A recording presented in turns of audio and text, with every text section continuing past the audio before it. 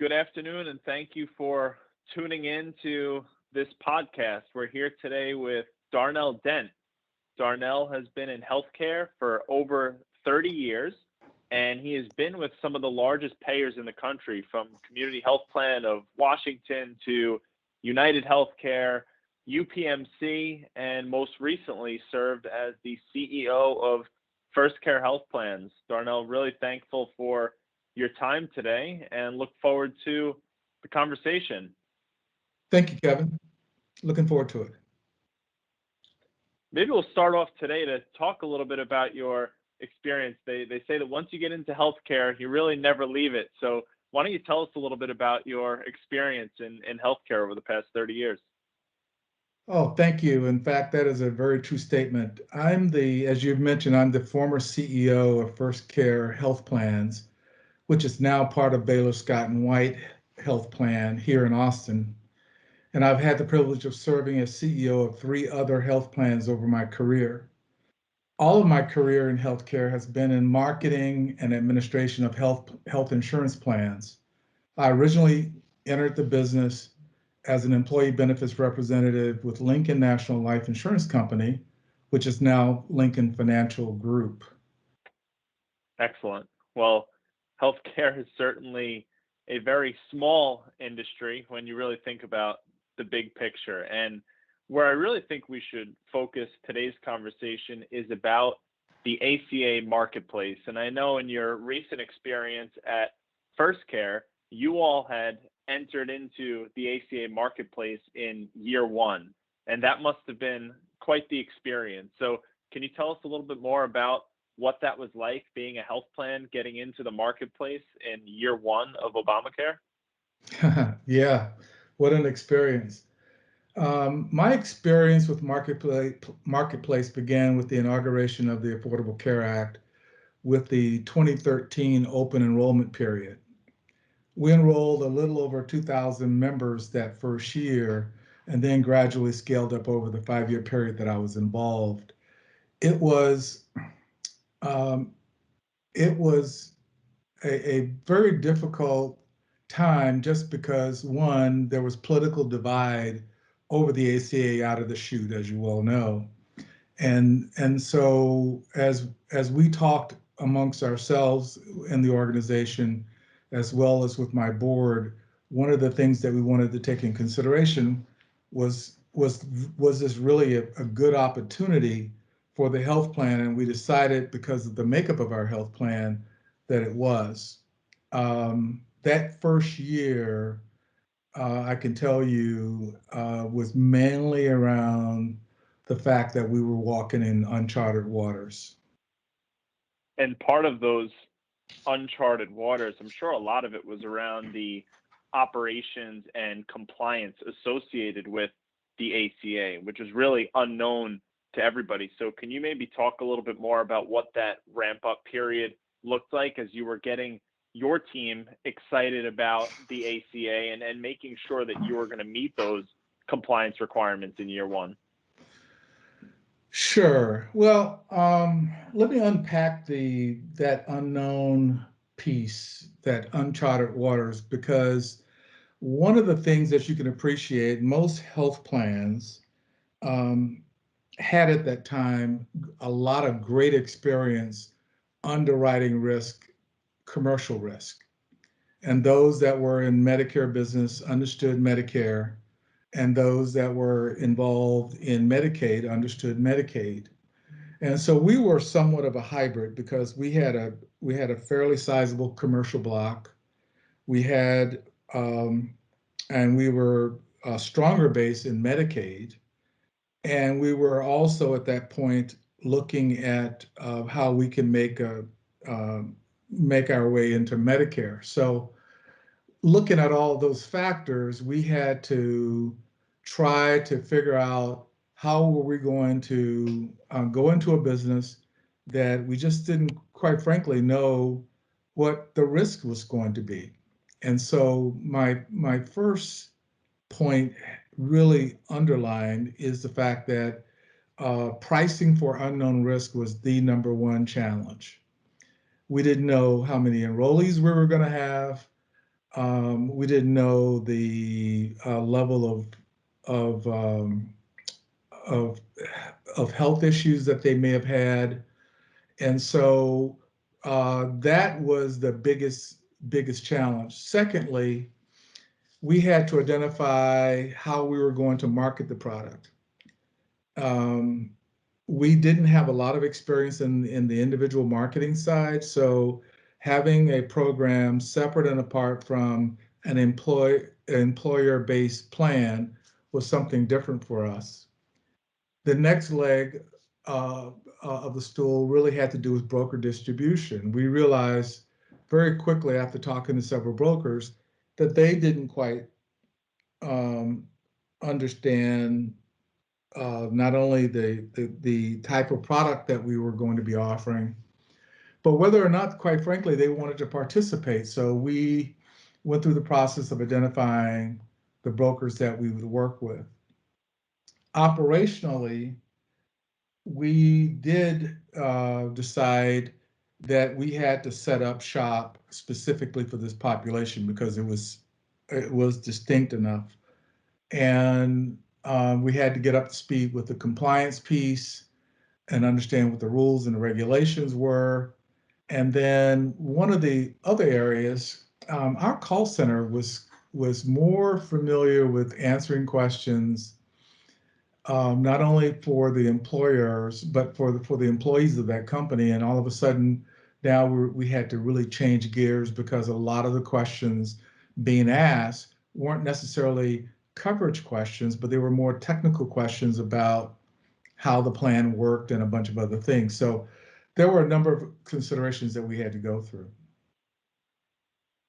Excellent. And we see quite a bit that there's a pretty strong alignment between the Medicaid plans that are looking to get into the marketplace. So what were some of the things that you all were considering when you were trying to bridge the gap between being Medicaid focused and moving into the marketplace? How did you sort of draw that alignment, and what made the ACA attractive when it comes to your Medicaid plan now, but there's this opportunity in the marketplace? So how did you sort of bridge that gap between the two?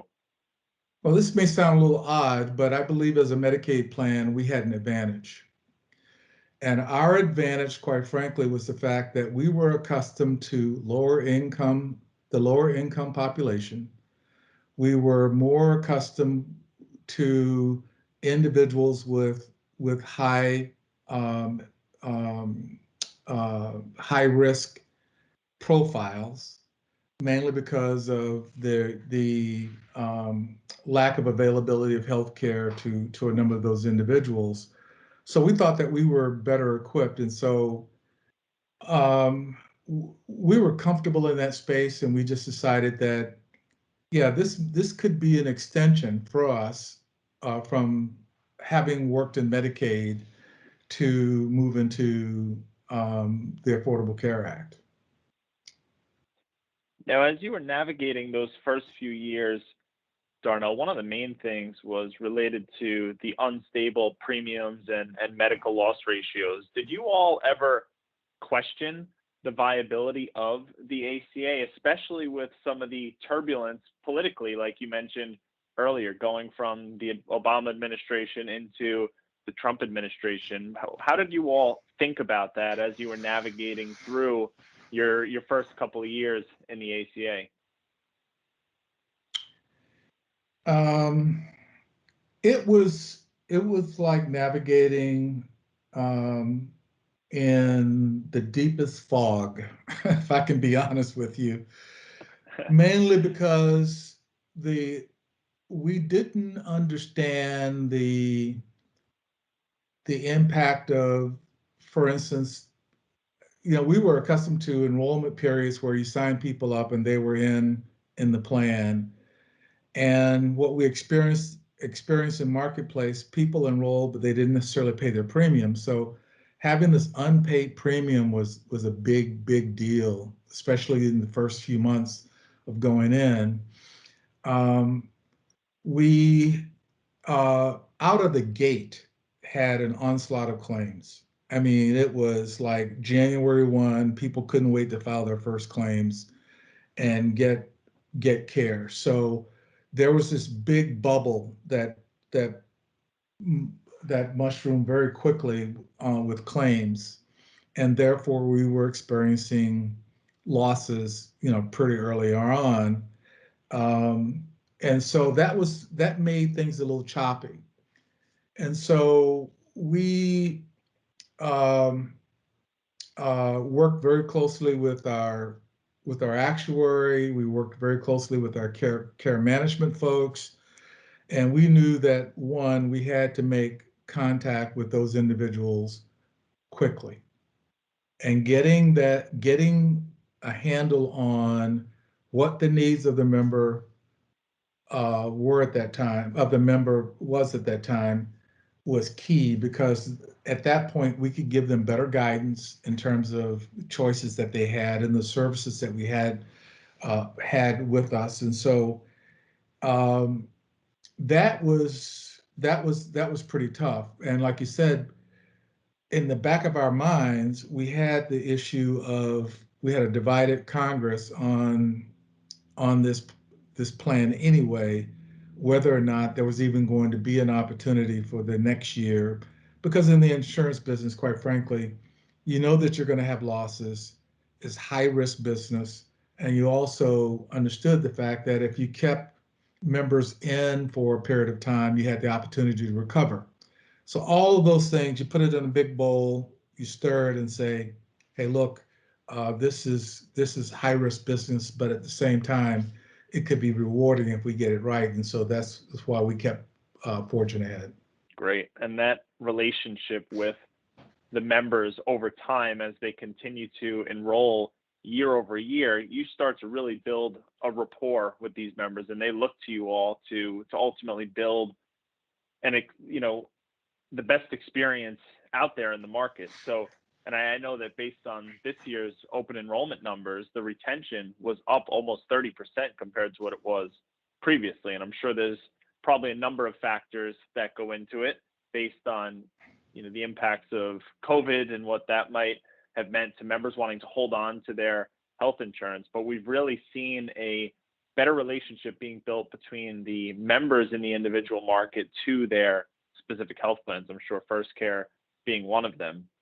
Now, when we think about the continuing political trend here, now we have the Biden administration, and they have been doing quite a bit up front here in the first 100 days of the administration to further solidify the Affordable Care Act. So I'm interested to get your thoughts on some of the latest changes related to the special enrollment period that has now been extended to August 15th, and the increased subsidies as a result of the American Rescue Plan Act.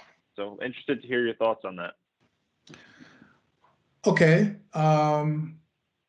As you mentioned, President Biden signed the American Recovery Plan Act. In fact, that was done March 11th. And the bill did several things, and I'll get to the impact on the ACA here in a second. But what it did, it created stimulus payments for low and moderate income Americans. It extended the pandemic unemployment benefits, because that's also a connection to ultimately what happens over on the marketplace side. But it dramatically expanded the affordability of healthcare coverage for those enrolled in the exchange. And there, I believe, is the linchpin to maybe providing a level of stability in marketplace by making it affordable, because that's been the issue that we've been challenged with in healthcare. For those marketplace enrollees that are in the exchange, it increased the value of the advanced premium tax credit, the APTCs, that we're all familiar with, for households under 400% of their federal poverty level.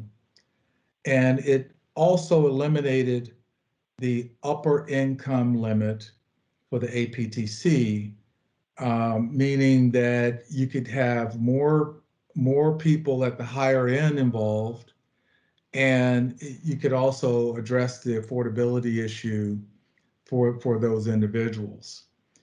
It waived the payment requirements for the APTC recipients in 2020, which is a big deal. As you know, repayment, if you got employed and state for whatever reason you forgot that you were on, or it was an oversight, you had to pay that premium back. And so that was one of the reliefs in this thing.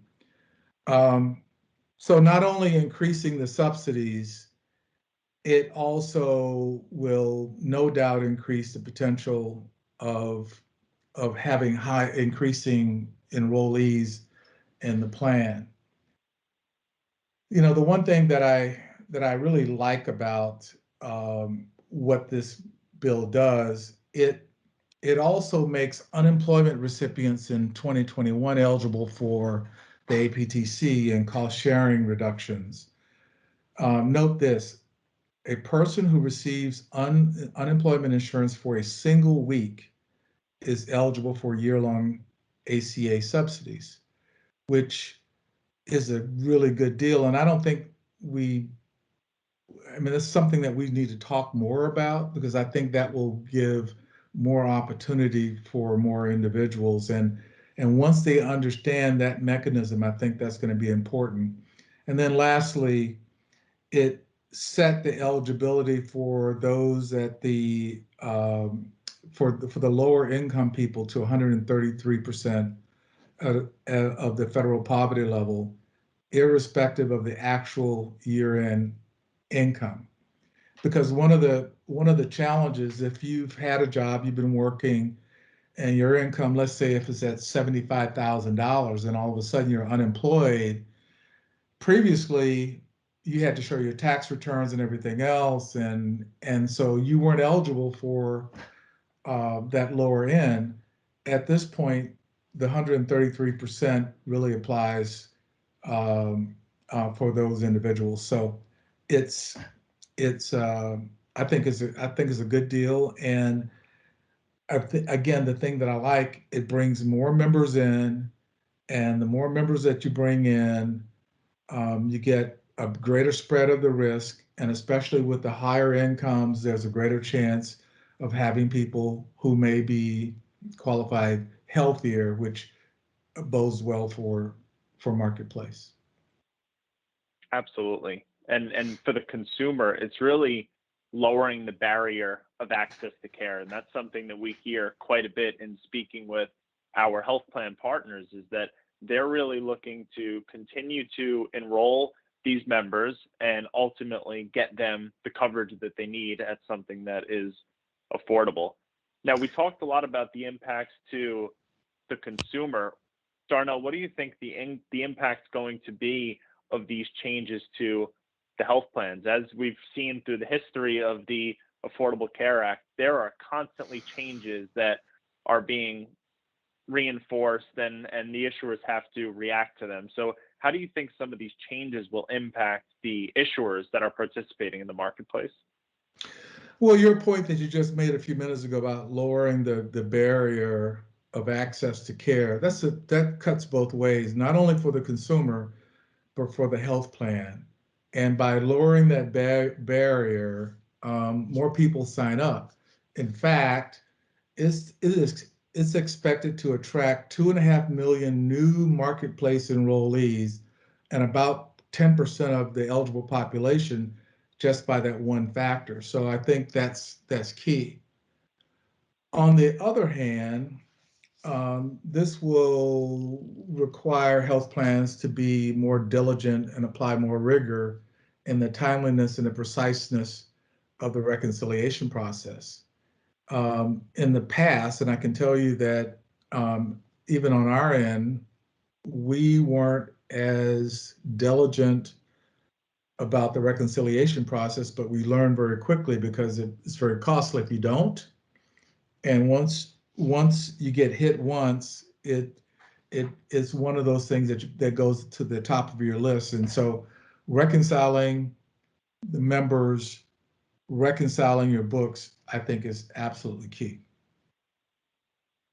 Yeah, we're constantly seeing this multifaceted reconciliation between the member responsible payments that you're receiving, as well as the subsidy payments that you're receiving from CMS. That at any point in time, if one of those pieces is out of sync, like you said, you're leaving money on the table in the millions. So as we shift away from more of this premium responsibility and these increased subsidies, there really needs to be a strong focus around how plans will be able to keep everything in sync at all times. Now, continuing on this concept for one more moment is the concept of enhanced direct enrollment. And this was not available in year one in the marketplace, whereby consumers would have to go out to healthcare.gov directly to enroll in their plans. And over time, they introduced this concept of the double redirect, whereby a consumer can go out to a health plan branded site, but if they wanted to get a subsidy, they would still have to get redirected to the marketplace to complete that subsidy eligibility. Now, with enhanced direct enrollment, issuers have the ability to keep their members on a single branded site throughout the entire experience, including the subsidy verification. Any reactions to that impact as it relates to the health plan's relationship with their consumers, especially as you could expect a significant number of consumers going out to purchase health insurance with subsidies? Well, number one, I think that's just golden, mainly because the easier it is for members to access care without a lot of the red tape, the better it is. And so I'm excited about the enhanced direct enrollment, and I know that's something that Softheon has worked very diligently to get certified in. And so that, and I'll pitch it back to you. I mean, what do you see as some of the benefits as you're working with a number of health plans around the country? Because I know from my vantage point, and we didn't have that when I was over at First Care, but for me, I think it is it just continues to simplify the overall process. But maybe you have some additional thoughts on it.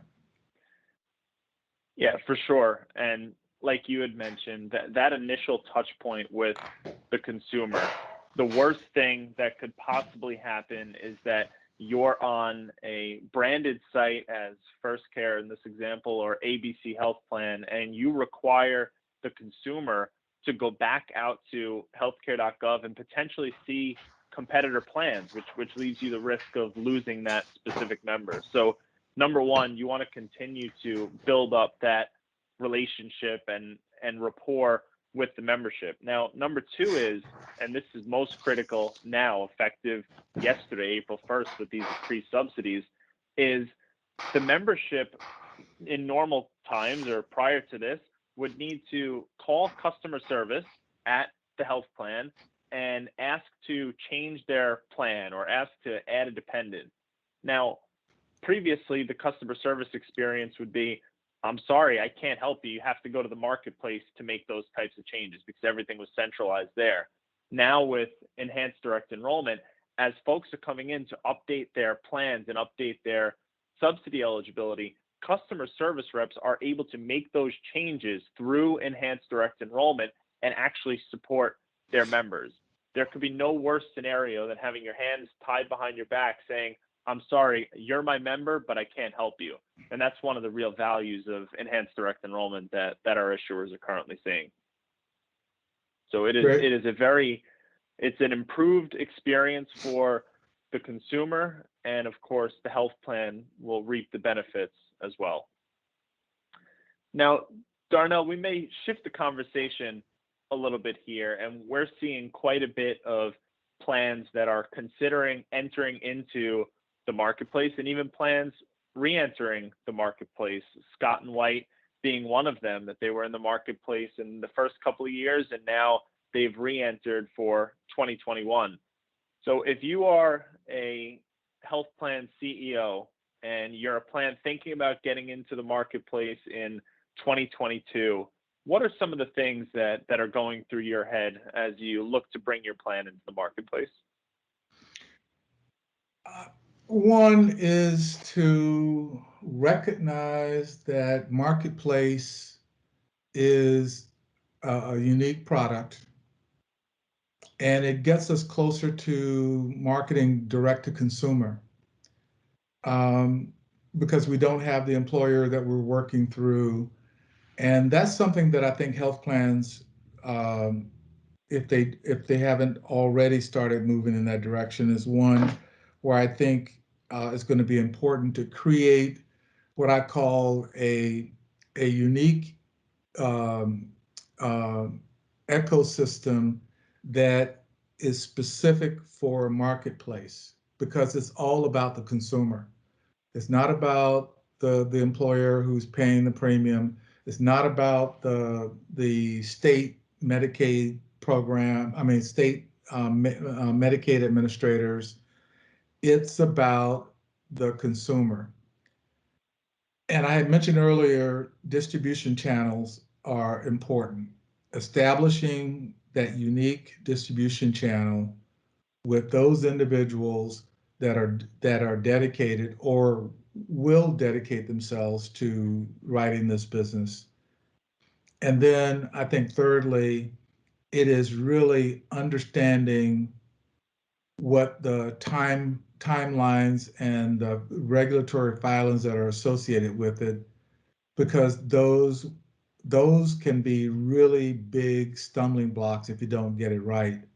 So those are they're primarily the big things. Like I mentioned, the ecosystem. You need to create one, the distribution channels, and really then being aware of what the timelines are. Now we're in April, the very beginning of April now, and there may be a health plan CEO out there that's listening to this conversation and getting charged up about getting into the ACA marketplace. Is it too late to get in for 2022? How are health plans responding if it's April and they're thinking about getting into the marketplace? Well, if it's April, and which it is, I say uh, get with it. Do it now. Think about it. Get your team together. Have that conversation, and understand the paces that you have to go through. Um, there's a May 19th date for applicants that if you're going to get into the game, you ought to really understand what that application process is and what those requirements are. You know, get your people aligned for the CMS submission deadlines, because the um August timeframe is the deadlines for that QHP application. So that's not a lot of time, and it's a lot of work. And in fact, the very first time that I got to see on my end of things, the level of detail that we had to put together, I mean, it started to create volumes of things that we had to do, and a number of things that we had to put in place. The claim system, make sure that if there are any special modifications that you may have to make, you have to get those in play. There are a number of those things, but I would say the time is now. I wouldn't wait much longer, because that August date is coming very quickly. Excellent. And as we wrap up today, Darnell, are there any closing thoughts that you'd want to leave us with as it relates to being in the shoes of a health plan CEO, or working for a plan that's either in the marketplace today, thinking about getting into the marketplace? Any final thoughts that you can share related to where the industry is going and what we think might be on the horizon here? Well, there are a couple of things. One, um, I would plan year to year and have each year stand on its own, and especially with marketplace, mainly because this is such a political, is overshadowed by the politics around it, that the rules and The rules are subject to change. There are a number of things that may happen over time. So plan for what you know for each year and have it stand on its own. And quite frankly, as health plan CEOs, that's the nature of our business anyway. Most of our contracts are year to year. And if you had a good year and you made money, great. The second year you may lose money, not so great. But you learn very quickly to have each year stand on its own. Um, Probably the biggest advice that I can give plans is don't operate in a silo. Do your homework. Look at the market trends. Look at the policy changes, and most importantly, um, the the customer. Understand who you are going to be marketing to, and in that, I would say consult with other plans who have been in the marketplace for a long time. I mean, I think that's key. And I would say that most plans are pretty receptive. Talk to a number of people. And this is something that you don't do very casually. Um, I know several CEOs around the industry who are very open and willing to have that conversation and request to talk to the people who are on the ground within those organizations so that you can sort of get that big broad view of what the challenges are, because at the CEO level you might think, okay, the challenge is, underwriting risk and maybe a bunch of other stuff. And then when you get down into the lower levels of the organization, you're going to find that there may be some other challenges that you may not even have any level of awareness. So I think that those are some of the key things that you have to do in order to be prepared to go into this. And I always operate by the rule: operate in such a way that you can eliminate the surprises. Great insights. And Darnell, just want to thank you for all the time this afternoon. I think this was a really powerful conversation. And for those of you that are tuning in, I hope that you enjoyed this conversation as well. And we hope that you enjoy the rest of your day. Thank you all.